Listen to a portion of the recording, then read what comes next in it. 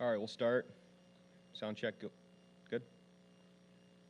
All right, my name is Mike Cranston, the Chief of Police of the Bend Police Department. Thank you for coming here today and sharing this information with our community. First, before I introduce Sheila Miller, our communications manager, I just want to say that my deepest sympathies go out with the victims of last night's shooting, as well as to our community who regularly shares peace and safety in our community. And that perception of safety and peace was shattered last night, and we will work to rebuild that as a community. I'm going to introduce Sheila Miller, our communications manager at this point. Thank you all for being here today. My name is Sheila Miller, S-H-E-I-L-A-M-I-L-L-E-R. I am the communications manager for the Bend Police Department. With me today are Bend PD Chief Mike Krantz, Deschutes County Sheriff Shane Nelson, Deschutes County District Attorney John Hummel, as well as Mayor Pro Tem Anthony Broadman. Our FBI Special Agent in Charge, Kieran Ramsey, and City Manager Eric King are also here. I'm going to begin today with a recap of the information that Chief Krantz shared last night, just to make sure everybody's on the same page. And then I will share new information from our investigation. After that, we will hear from Mayor Pro Tem Broadman. And after that, we will happily answer a few questions. We'll ask you to raise your hand and I'll call on you. And then shortly after this meeting, I will send out a press release with this information. So if you don't catch everything, be patient. I'll get it out to you. So as discussed last night, at approximately 7:04 p.m. Sunday evening, Bend Police responded to multiple 911 calls reporting shots fired at the Forum Shopping Center in Northeast Bend. As officers responded, we had reports of at least one, possibly two active shooters. Our investigation has shown that the shooter entered from the Fox Hollow Apartments behind the Forum Shopping Center. The shooter moved through the parking lot from Costco on the west side, shooting rounds from an AR-15 style rifle. The shooter entered the west entrance of Safeway. Inside the entrance of Safeway, the shooter shot one person. That person was transported by medics, but is now deceased. The shooter continued through Safeway firing, then shot and killed a second person inside the store. As our officers responded, they entered Safeway while shots were still being fired. They found the apparent shooter dead inside Safeway. They found an AR-15 style rifle and a shotgun in close proximity to the shooter. Bend Police did not fire any shots at the scene. We had witnesses who believed there may be a second shooter. We have not found any evidence of that. Officers from every agency in Central Oregon, as well as the FBI, Bend Fire, and other agencies were on scene and assisting. We're very appreciative for that help. As we were responding, we received additional information about possible shots fired in the area of 9th and Reed Market, but those reports were investigated and we have no evidence of additional shootings or of any other shooters last night.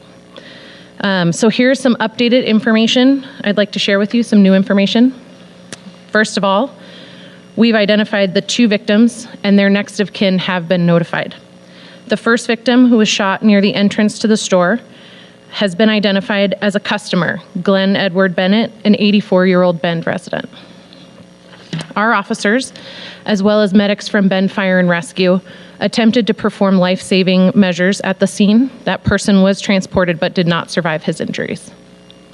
The second victim, a Safeway employee, was shot near the rear of the store in the produce section. He has been identified as Donald Ray Surratt Jr., a 66-year-old Bend resident. Surratt engaged with the shooter, attempted to disarm him, and may very well have prevented further deaths. Mr. Surratt acted heroically during this terrible incident. The families of the victims are asking for privacy at this time. We have also received reports of at least two people who suffered non-life-threatening injuries. The shooter is identified as 20-year-old Bend resident Ethan Blair Miller. We will identify him once by name, and that's it. We determined the shooter lived in the Fox Hollow Apartments, and we secured that area as well. Our officers were on scene within 2 to 3 minutes from the time that the first 911 call was dispatched, and we entered the store within 1 minute. When our officers arrived, they could hear gunshots in the Safeway, and they entered the store to confront the shooter while shots were still being fired. Our officers entered from both the front and the rear of the store in a solo entry. Our investigation shows that the shooter died of a self-inflicted gunshot wound. From the time of first dispatch until officers advised the suspect was down was 4 minutes. Because we received initial reports that there may have been a second shooter, our officers ran down those leads. We did not find any evidence of a second shooter, and we believe there is no further threat to our community at this time. We also received multiple calls of shots fired in other parts of town. None of those were founded. Because of statements we learned from our suspected shooter, we also called the Oregon State Police Bomb Squad, who responded this morning at about 6:15 a.m. They cleared Safeway, as well as the shooter's apartment, and we asked 8 units of the Fox Hollow apartments to voluntarily evacuate. We alerted the Red Cross in case they needed assistance. We cleared all buildings in the entire shopping complex, as well as apartments in the area. We have served a search warrant at the shooter's apartment, as well as his vehicle. In the shooter's vehicle, we located 3 Molotov cocktails, as well as a sawed-off shotgun. We also located additional ammunition and digital devices, and those are currently being reviewed. Our officers secured this very large crime scene and worked throughout the night to process the scene. We have the Oregon State Police Crime Lab on scene, as well as officers and technicians who are conducting a 3D model scan of the area. We've collected video and other forensic evidence, and we expect our investigators to remain on scene throughout today and tomorrow. The entire parking lot is off limits to the public at this time, from the east side of Costco to the east side of Safeway. We are aware that the shooter may have posted information online regarding his plan. We're investigating this. We have no evidence of previous threats or prior knowledge of the shooter. We received information about the shooter's writings after the incident had taken place, and the shooter has no criminal history in the area. How the shooter accessed the firearms remains under investigation. We are partnering with the ATF to determine that information. Our officers have set up a tip line. So if you have information that you believe investigators need to know about this incident, we're asking you to call 541-322-6380. We will have 2 officers at Mix Drive near Ola and Postal Connections at the forum to return property that we've located at the scene inside the store. We also have a plan in place for those who've had to leave their cars at the scene. You can come to that location to retrieve your property, and mental health counselors will be on site at that location. Victims Assistance and Deschutes County Behavioral Health have set up a community support center at Pilot Butte Middle School from 3 p.m. to 7 p.m. today and tomorrow. Anyone who would like to access these services can drop in on an as-needed basis. Victims Assistance has also established support through the Crime Victims Compensation Program for any person who was present at the scene or their next of kin. An application can be completed through Victims Assistance or directly through Crime Victims Compensation, and we will have links to that on the DA's website, and in a bit we will post that to the city's website as well. Finally, local community members have planned a community vigil for tonight at Drake Park from 6:30 to 7:30. Now I'm going to turn it over to Mayor Pro Tem Broadman, and then after that we will open it up for a few questions and I will call on you. Thank you. Good afternoon, everybody. I want to start by expressing my and the city's heartbreak over the events of last night. Extend our condolences to the families of the 2 people murdered in this heinous attack. We need to guard against the cynicism of thinking of these attacks on order and our peace as regular, unavoidable things. I won't accept that. I know the community of Bend won't accept that. We have to stand together. We will stand together, including tonight, and we will mourn the people who lost their lives last night. And we'll do that because we know that in the face of the kind of chaos that we saw last night, we had brave first responders, brave citizens, people willing to stand up for their neighbors, and nothing illustrates Bend and Central Oregon more than that. So please, if you are struggling with what happened last night, please seek out help. We have resources set up for everybody. I want to thank our partners in law enforcement, Deschutes County Sheriff, the FBI, state police. I want to thank Governor Brown for all of the assets that the state police have offered to assist.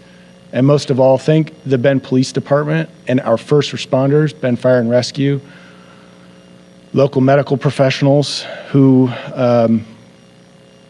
responded heroically as they always do at St. Charles. And again, extend my my condolences, my deepest sadness and heartbreak to the families of the two people who lost their lives last night. Thank you.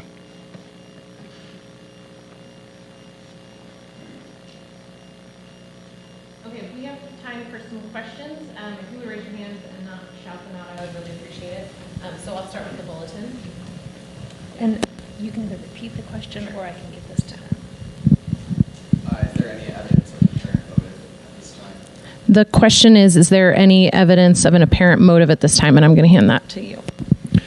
The motive we're still working through the investigative course. We won't have probably an answer to that until we are able to fully go through the material that we've located through the search warrant and any additional evidence. So at this time we're working diligently, and that's what we talked about a couple days before we are able to really clear that scene and look through the evidence of the search warrant.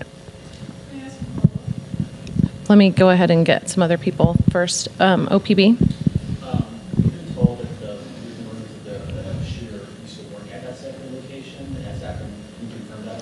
The question is whether we can confirm whether this person worked at the Safeway.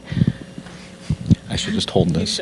We're unable to confirm that right now. We are still working on what are the links to the Safeway itself and why was it through the Safeway area. So that will come out in a future part of the final investigation. Central Oregon Daily.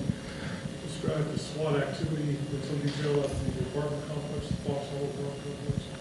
I understand there were some voluntary evacuations of some units. How many search? We heard from some witnesses who say they were chased by SWAT toward apartments.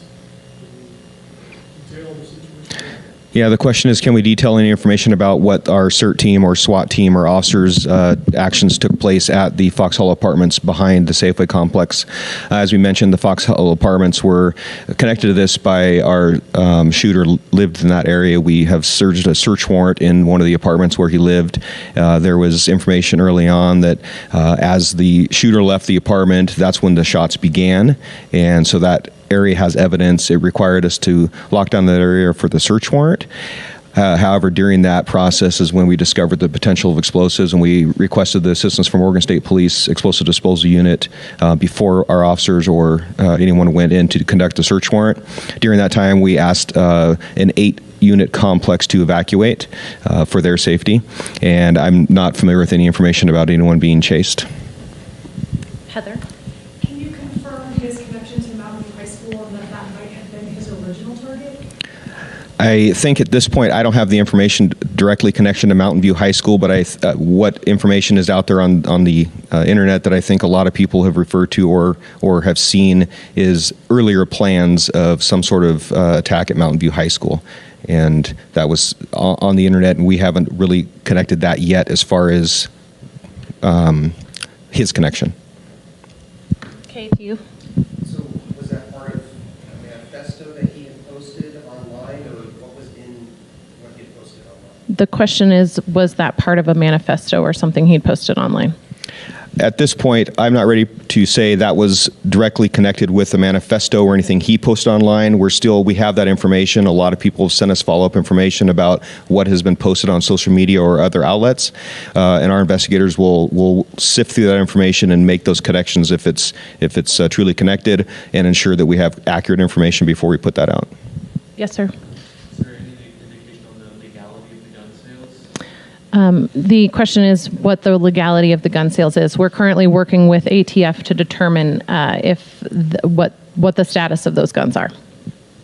Yes, sir. Can you be more specific when you say the employee of the store engaged the shooter spelling of the victims, just so we don't have that. Sure. The spelling of the victims to start.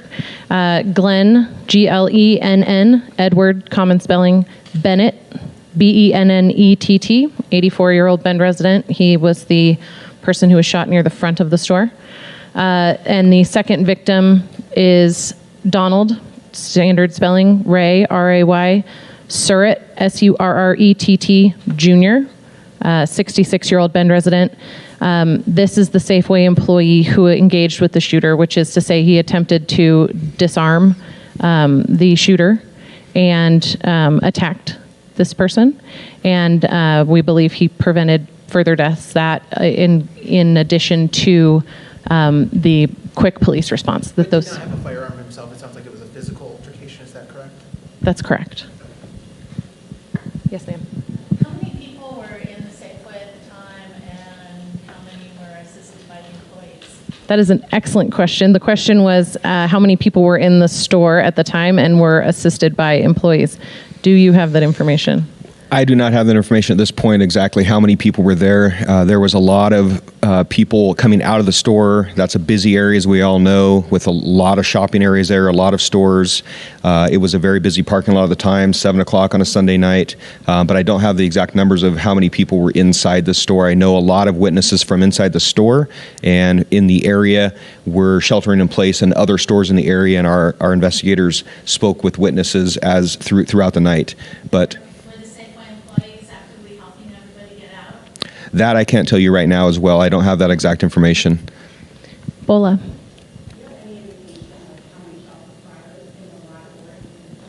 The question was, do we have any indication of how many shots were fired in the parking lots and or in Safeway?